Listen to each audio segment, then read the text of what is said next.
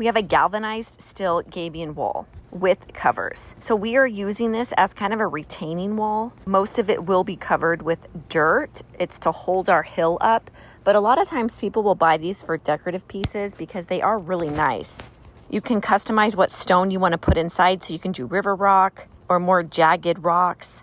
Or we did like big boulders because, like I said, we just needed the weight to hold back our wall. It has gabion mesh wire, and there are different sizes that you can choose from. You can see we got a large size because we have a huge space that we need to reinforce. They're really easy to put together. The hardest part is putting the big boulders in there. You can put them in by hand or you can dump them in with a tractor. You do want to be careful because the big boulders can drop and bend your wire if you're not careful.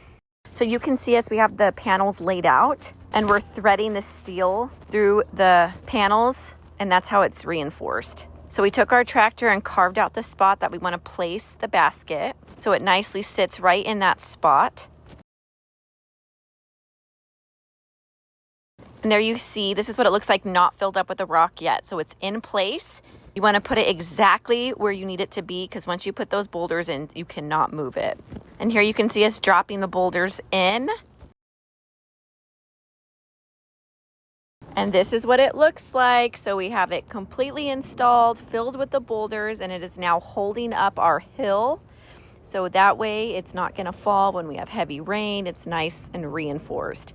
Like I said, most of it is covered and it's just designed for us to be reinforcement, not a decorative piece.